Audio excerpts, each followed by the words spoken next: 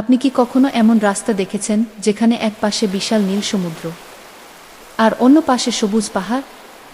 এটাই বাংলাদেশের গর্ব, পৃথিবীর অন্যতম সুন্দর উপকূলীয় সড়ক মেরিন ড্রাইভ, কক্সবাজার। কক্সবাজার এর কোল ঘেঁষে চলে গেছে প্রায় ৮০ কিলোমিটার দীর্ঘ এই সড়ক।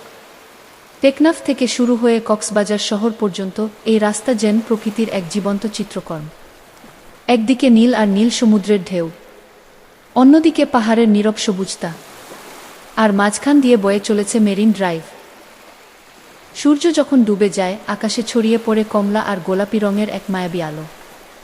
সমুদ্র তখন যেন কথা বলে ওঠে, ঢেউয়ের শব্দে মনে হয় প্রকৃতি নিজেই গান গাইছে। রাত হলে এই রাস্তা আরও রহস্যময় হয়ে ওঠে। গাড়ির হেডলাইট, সমুদ্রের গর্জন আর ঠান্ডা বাতাস, সব মিলিয়ে এক অসাধারণ অনুভূতি। মেরিন ড্রাইভে গাড়ি চালানো মানে শুধু যাত্রা না, এটা একটা লাইফ টাইম এক্সপেরিয়েন্স।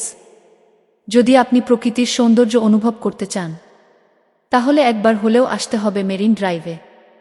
কারণ এটা শুধু রাস্তা না, এটা বাংলাদেশের হৃদয়ের এক টুকরো সৌন্দর্য।